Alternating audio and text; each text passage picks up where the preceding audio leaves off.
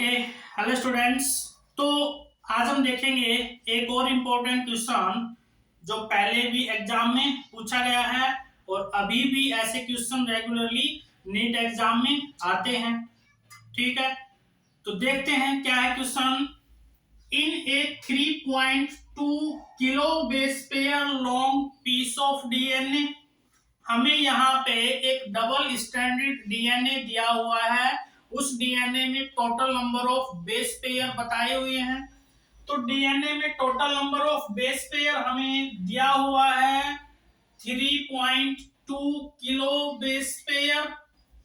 ठीक है, इसके आगे क्या लिखा है कि 820 न्यूक्लियोटाइड्स हैविंग एडेनिन। साइटोसिन के नंबर हमें बताना है कि ऐसे कितने न्यूक्लियोटाइड होंगे जिनके अंदर साइटोसिन होगा। ठीक है, तो मैंने पहले भी बताया है कि यूनिट्स हमेशा इक्वल होनी चाहिए। कैसे? यहाँ पे हमें बेस पेयर दिया हुआ है और यहाँ पे न्यूक्लियोटाइड्स लिखा हुआ है। इसका मतलब क्या कि हमें सबसे पहले इस बेस पेयर को न्यूक्लियोटाइड में कन्वर्ट करना पड़ेगा। ठीक है, तो यहाँ पे हमें दिया है 3.2 kilo base pair. Kilo base pair means 10 की पावर 3। तो यहाँ पे सबसे पहले तो इसको बेस पेयर में कन्वर्ट करेंगे, तो ये हो जाएगा 3.2 इंटू 10 की पावर 3 बेस पेयर। इसका मतलब हम इसको कैसे लिख सकते हैं कि 3200 न्यूक्लियोटाइड्स। ठीक है, sorry 3200 base pair. Okay, nucleotide में कन्वर्ट करेंगे तो ये डबल हो जाएगा। एक पेयर में 2 न्यूक्लियोटाइड होते हैं, तो इसका मतलब हमारे पास कितना न्यूक्लियोटाइड्स आ जाएंगे यहाँ पे 6400 न्यूक्लियोटाइड्स। क्लियर? अब क्वेश्चन को हम इजीली सॉल्व कर सकते हैं। अब हमें सिर्फ चारगाफ के रूल अप्लाई करने हैं। तो हमें बताया है कि 820 न्यूक्लियोटाइड के पास एडेनिन है, तो एडेनिन प्रेजेंट है 820 न्यूक्लियोटाइड के पास। According to Chargaff rule, amount of adenine will be equal to amount of thymine. तो कितने न्यूक्लियोटाइड के पास थायमिन हो जाएगा? 820 न्यूक्लियोटाइड के पास।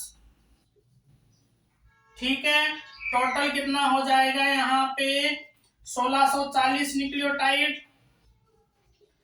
तो इसका मतलब क्या कि 6400 न्यूक्लियोटाइड्स में से 1640 न्यूक्लियोटाइड के पास एडेनिन प्लस थायमिन है। रिमेनिंग न्यूक्लियोटाइड के पास क्या बचेगा? Guanine plus cytosine. ओके, तो 16400 में से अगर हम 1640 माइनस कर दें तो हमारे पास क्या आएगा? यहाँ पे ये बचेगा 4760। Okay, clear? तो ये क्या है हमारे पास? Guanine plus cytosine. तो हमारे पास यहाँ पे गुआनिन प्लस साइटोसिन आया है 4760 न्यूक्लियोटाइड्स। अब हमें पता है कि चारगाफ ने ये भी हमें बताया था कि जितना गुआनिन होगा किसी भी डीएनए में उतना ही साइटोसिन होगा।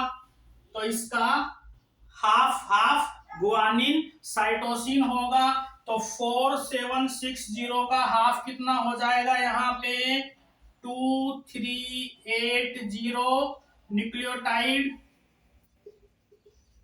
के पास गुआनिन होगा और 2380 न्यूक्लियोटाइड के पास ही साइटोसिन होगा। क्लियर? तो ऐसे क्वेश्चन सोल्व करने के लिए हमें सबसे इंपॉर्टेंट थिंग जो याद रखनी है वो है कि यूनिट्स।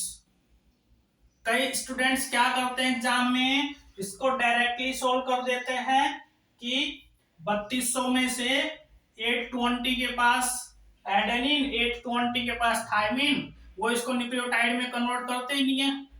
आंसर टोटली चेंज हो जाएगा, जो कि गलत होगा। ठीक है, तो इसके लिए हमें कंसेप्ट पता होने चाहिए, चार ग्राफ के रूल पता होना चाहिए अच्छी तरीके से, तभी ये क्वेश्चन हम बहुत इजीली और बहुत कम टाइम में सोल्व कर पाते हैं। ओके, सो ऐसे ही इंपॉर्टेंट वीडियोस के लिए subscribe my channel bio advisor classes. Okay, thank you.